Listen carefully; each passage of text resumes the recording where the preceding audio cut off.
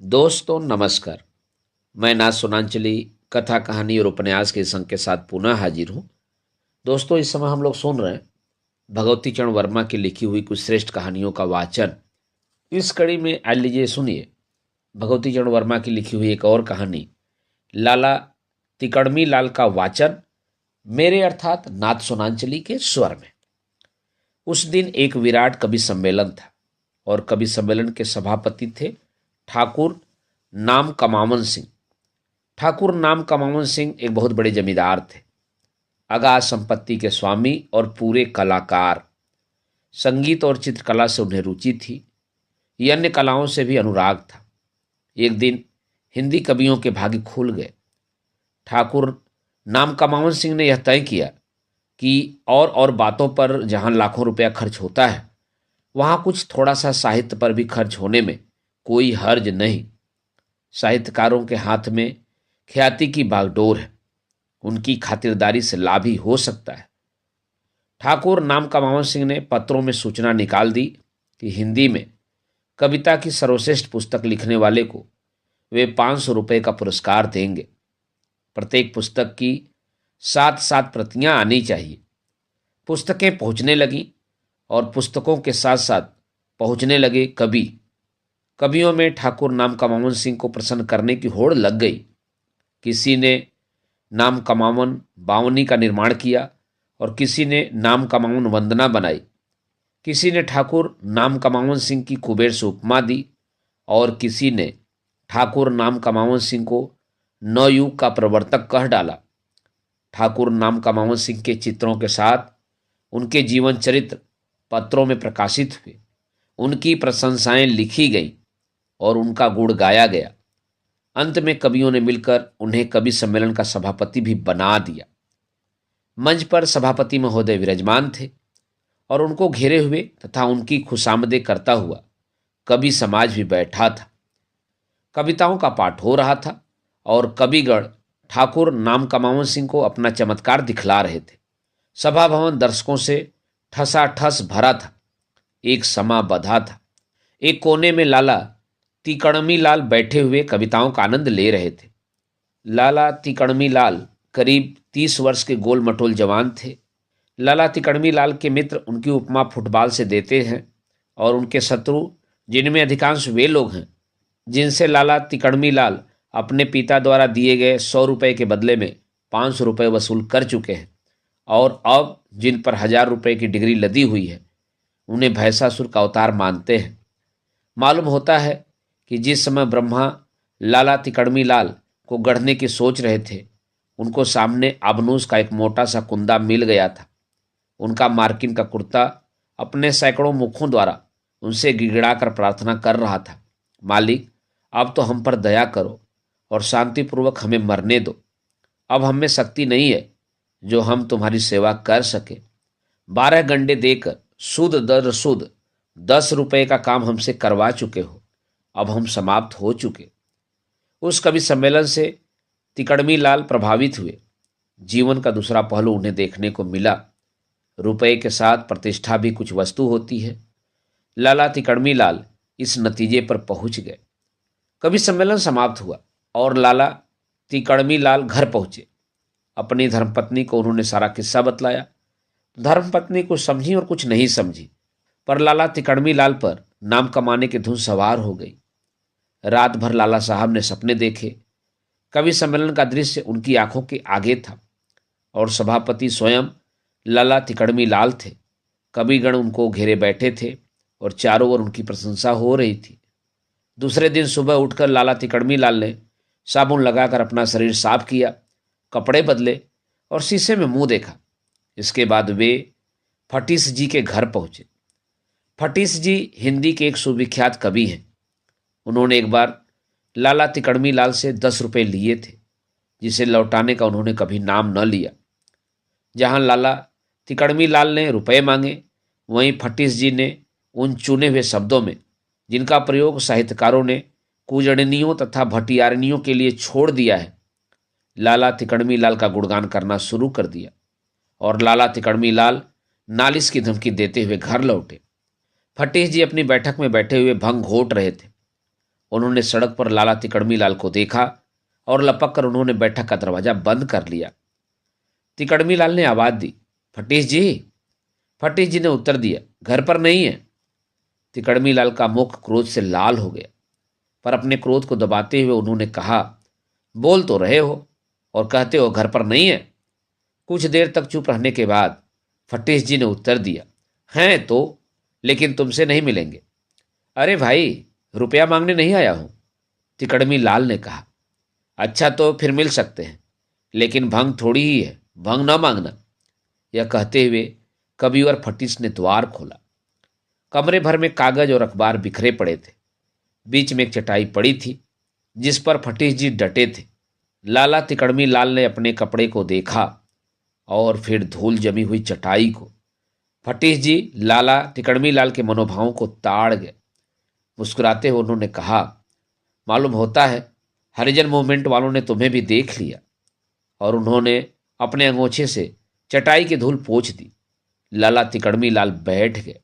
भांग छानकर फटीस जी सुव्यवस्थित हुए। उन्होंने तिकड़मी लाल से पूछा, कहिए लाला जी, कैसे कष्ट उठाया? तिकड़मी लाल ने मुस्कुराने का प्रयत्न करते हुए कहा, यूं ही सोचा कुछ आपसे साहित्य के विषय में बातचीत करूं। साहित्य? फटीस जी ने अपनी आंखें फाड़कर कहा, साहित्य? तुमसे और साहित्य का क्या संबंध? शक पकाते हुए तिकड़मी लाल ने कहा, भाई, मैं सोच रहा हूं कि साहित्य की सहायता करना हर एक आदमी का धर्म है। आप साहित्य के धुरंधर विद्वान हैं। आपसे बढ़कर मुझे कोई ऐसा आदमी नहीं दिखलाई देता जिससे कुछ सलाह लो, इसीलिए आपकी सेवा में आया हूं। फटीस जी ने अपनी छाती फुलाई, मत्था ऊंचा किया, खांसा और खखारा और फिर बोले, खैर, आपने अच्छा किया कि आप मेरे यहां चले आए। लोग साहित्य को समझते ही नहीं। तमीज हो तो समझें। मैंने तो लोगों की तबीयत ठीक कर दी है। ये बड़े बड़े आचार्य और विद्वान सब के सब मूर्ख हैं। हाँ, तो आप क्या चाहते हैं? रुपयों का तकाजा कर करके लाला तिकड़मी लाल फटीस जी की प्रकृति से यथेष्ट परिचित हो गए थे। उन्होंने कहा, मैं हिंदी में एक पुरस्कार देना चाहता हूं। कैसा पुरस्कार? हिंदी कविता की सर्वश्रेष्ठ पुस्तक पर मैं 500 रुपये का पुरस्कार देना चाहता हूं। फटीस जी ने लाला तिकड़मी लाल को गौर से कुछ देर तक देखा। उसके बाद बोले, लाला, डॉक्टर से अपनी दिमाग की परीक्षा करवा आए थे कि नहीं? फटीस जी के इस प्रश्न पर लाला तिकड़मी लाल को बुरा नहीं लगा। मुस्कुराते हुए उन्होंने कहा, मैं पागल नहीं हूं फटीस जी। अब आप यह बतलाइए कि किस प्रकार काम किया जाए। फटीस जी ने मुंह बनाते हुए कहा, हिंदी की सर्वश्रेष्ठ कविता पुस्तक कौन है, इसका निर्णय कौन करेगा? हिंदी में जितने निर्णायक हैं वे सब के सब परले सिरे के बेईमान, ढोंगी और बेवकूफ हैं। और अगर नहीं हैं तो भी समझे तो जाते ही हैं। लेकिन इससे क्या? तुम्हारे ऐसे मक्खी चूसों की टेंट से अगर 500 निकल कर किसी बेचारे कवि को मिल जाए तो इसमें प्रसन्नता की ही बात होगी। उसी दिन पत्र में पुरस्कार की सूचना भेज दी गई। कवियों से उनकी पुस्तकों की 10-10 प्रतियां मांगी गई। पत्रों ने लाला तिकड़मी लाल के दान की प्रशंसा में कालम रंगे। संपादकों के पत्र लाला तिकड़मी लाल के चित्रों के लिए आए और कवियों ने उनके घर के चक्कर काटने आरंभ कर दिए। लाला घासीराम ने नमक की पुड़िया बांधने के लिए रद्दी में खरीदे हुए अखबार का एक टुकड़ा फाड़ा ही था कि उनकी दृष्टि उस टुकड़े पर छपे हुए एक वाक्य पर पड़ गई। वाक्य इस प्रकार था, लाला तिकड़मी लाल की दानशीलता। लाला घासीराम नमक देना भूलकर उस खबर को पढ़ने लगे। ग्राहक ने जल्दी मचाई और कागज का दूसरा टुकड़ा फाड़कर उन्होंने नमक बांधा। इसके बाद वे अपने पुत्र दमड़ी लाल को दुकान पर बिठलाकर तिकड़मी लाल के घर को चल दिए। तिकड़मी लाल अपनी बैठक में गावत किए के सहारे बैठे थे और उनको कवियों का समूह घेरे हुए बैठा था। एक सुकवि तिकड़म पचीसी का पाठ कर रहे थे और दूसरे कवि वाह वाह कर रहे थे। लाला घासीराम ने जो यह दृश्य देखा तो सन्नाटे में आ गए। घासीराम के प्रवेश करते ही तिकड़मी लाल उठ खड़े हुए और उन्होंने बड़े आदर के साथ कहा, आइए चाचा जी। चाचा जी का उग्र रूप देखकर कवि समाज सकपकाया। तिकड़मी लाल ने आंख का इशारा किया और कवि लोग एक एक करके खिसकने लगे। जब मैदान साफ हो गया तब लाला घासीराम ने कहा, क्यों तिकड़म, अब क्या घर बार फूकने की सोची है? नहीं तो, आपसे यह किसने कह दिया? किसने कह दिया? अरे, अखबारों में जो कुछ निकला है वो हमने भी पढ़ा है। इसी तरह रुपया बांटोगे तो कंगाल हो जाओगे। कंगाल? भैया ने कौड़ी कौड़ी करके जो माल मता जोड़ा है वह तुम साल 2 साल में खत्म करके भीख मांगोगे। बनिया का लड़का इतना गावदी निकला? राम राम। तिकड़मीलाल मुस्कुराए। घासीराम के चरण छूकर उन्होंने कहा, चाचा, तुम निशा खातिर रहो।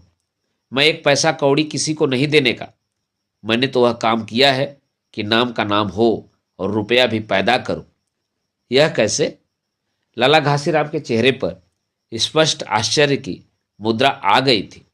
तो सुनिए, मैंने 500 रुपया देने को कहा है और हर एक कवि से 10-10 किताबें मंगवाई हैं। 70 कवियों ने किताबें भेजी हैं। इस तरह करीब 700 किताबें मेरे पास इकट्ठी हो गई हैं। इन 700 किताबों का दाम औसतन 1200 रुपया होता है। मैं किताबों के एजेंट से बातचीत कर रहा हूँ। 600 रुपया में किताबें बिक जाएंगी। इसमें मान लीजिए कि 500 रुपया भी दे दिया तो 100 रुपया बच जाएगा। यह कहकर लाला तिकड़मी लाल ने अपने चाचा को किताबों से भरी अलमारियां दिखलाईं और एजेंट से पत्र व्यवहार दिखलाया। लाला घासीराम की आंखों में अश्रु उमड़ पड़े। उन्होंने अपने भतीजे के सिर पर हाथ रखते हुए कहा, बेटा, तुम कुल उजागर पैदा हुए। तुम हमारे कुल का नाम चलाओगे, हमें मालूम हो गया। और देखो, दमड़ी को भी अपने साथ लेकर कुछ ऐसे ही कर्तव्य सिखलाओ। और अपना आशीर्वाद देकर लाला घासीराम दुकान की ओर चल दिए। अगर श्रीयुत टेव प्रसाद टेव का कहना था कि वे देव से बढ़कर हैं तो उन्हें कोई रोक नहीं सकता था। उन्होंने काफी रुपया पैदा किया था और मुक्त हस्त से हिंदी में कवियों तथा लेखकों को रुपया बांटकर उन कंगाल कवियों तथा लेखकों पर काफी एहसान करते थे। एहसान के बोझ से लदे हुए कवियों ने श्रीयुत टेव प्रसाद के नाम से कविताएं लिखी और लेखकों ने उनके नाम से लेख लिखे। और एक दिन टेव प्रसाद महाकवि टेव बन गए। महाकवि टेव का दावा था कि उन्होंने साहित्य का निर्माण किया। कवियों और लेखकों को उन्होंने प्रोत्साहन दिया और हिंदी साहित्य में उन्होंने वह किया जो किसी दूसरे ने नहीं किया। टेव जी ने एक दिन अपनी कविताओं का संग्रह प्रकाशित कराया और उसका नाम रखा टेव शतक। टेव शतक की चारों ओर आलोचनाएं हुई। लोगों ने, उनमें वे लोग जो टेव जी के एहसान से लदे हुए साहित्यिक लोग थे, फतवा दे दिया कि टेव जी देव जी से बढ़ गए हैं। तिकड़म पुरस्कार में टेव जी ने भी अपनी टेव शतक भेज दी। इधर हिंदी संसार में धूम मची हुई थी कि देखें तिकड़म पुरस्कार इस बार किसको मिलता है। और उधर टेव शतक पर यह विवाद उठ खड़ा हुआ कि यह हिंदी में टेव बड़े हैं या देव। कुछ लोगों ने टेव जी का विरोध किया। इन विरोधियों में वे थे जिन्हें टेव जी ने कभी कुछ नहीं दिया था और टेव जी ने कमर कस ली कि तिकड़म पुरस्कार लेकर ही छोड़ेंगे। टेव जी ने एक दिन लाला तिकड़मी लाल को अपने यहाँ आमंत्रित किया। स्वादिष्ट भोजन हुए। बिजली के पंखे के नीचे दोनों आदमी बैठे। टेव जी ने बात आरंभ की, तिकड़मी जी, इस बार आपने निर्णायक कौन कौन लोग रखे हैं? अपनी एक आंख दबाए हुए तिकड़मी लाल ने कहा, टेव जी, मुझे दुख है कि मैं आपको निर्णायकों के नाम न बतला सकूंगा, क्योंकि ऐसे मामलों में निर्णायकों के नाम बहुत अधिक गुप्त रखे जाने चाहिए। आप जो कुछ चाहें मुझसे बातें कर लें। टेव जी ने देखा कि मौका अच्छा है। वे बोले, हाँ तिकड़मी जी, आप ही सब कुछ हैं। आपने टेव शतक पर निकली हुई समालोचनाएं तो पढ़ी होंगी। तिकड़मी लाल मुस्कुराए, हाँ साहब, समालोचनाएं तो पढ़ डाली और बड़ी अच्छी हैं, पर लोगों का कहना है कि आपके पक्ष में निकली हुई समालोचनाएं निष्पक्ष भाव से नहीं लिखी गई।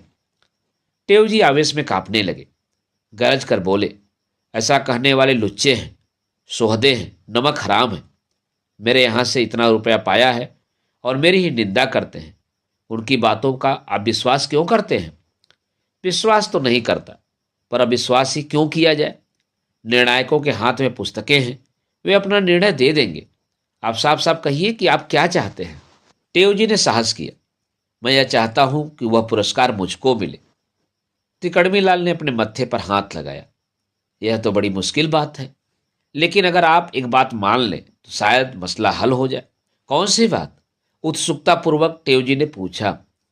वह बात यह है कि पुरस्कार आपको मिल जाएगा, लेकिन 500 रुपये आपको न मिलकर निर्णायकों में सम्मति देने के लिए बांट देने पड़ेंगे। स्वीकार है? तपाक के साथ टेवजी ने कहा। उस दिन एक विराट कवि सम्मेलन था और सम्मेलन के सभापति थे श्रीमान लाला तिकड़मी लाल। संयोजक श्रीयुत टेव थे और टेव जी ने बड़े परिश्रम के साथ बाहर से बड़े बड़े कवियों को आमंत्रित किया था। मंच पर लाला तिकड़मी लाल विराजमान थे और वे फूलों से लदे हुए थे। उनको घेरे हुए बैठा था कवि समुदाय। कवि सम्मेलन आरंभ हो गया। कवि सम्मेलन के समाप्त हो जाने के बाद सभापति महोदय उठे।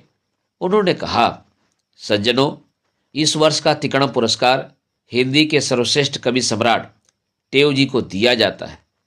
चारों ओर से करतल ध्वनि होने लगी और लोगों ने लाला तिकड़मी लाल की जय के नारे लगाए। एकाएक कवि सम्मेलन में सन्नाटा छा गया। मंच पर एक हाथ से लाला तिकड़मी लाल का हाथ पकड़े हुए और दूसरे हाथ में चप्पल लिए हुए कविवर फटीस जी आसीन थे और ऊंचे स्वर में कह रहे थे, भाइयों, इस तिकड़मी लाल ने कवियों से किताबें मंगाकर 600 रुपये में बेच ली हैं और टेव जी को इसने एक पैसा नहीं दिया। यह बड़ा धूर्त और जालिया है। जिस एजेंट के हाथ इसने किताबें बेची हैं वह मैं इसके पत्रों के यहाँ पर मौजूद है। फिर क्या था, अगर पुलिस 5 मिनट और देर कर देती तो लाला तिकड़मी लाल घासीराम से रात का एक हिस्सा 1 महीने तक न कह पाते। दोस्तों, अभी आप सुन रहे थे भगवती चरण वर्मा की लिखी हुई एक हास्य कहानी लाला तिकड़मी लाल का वाचन मेरे अर्थात ना सोनांचली के स्वर में। दोस्तों, और भी किस्से, कहानी और उपन्यास सुनने के लिए आप मेरे साथ कथा, कहानी और उपन्यास के साथ जुड़े रहें। धन्यवाद। नमस्कार।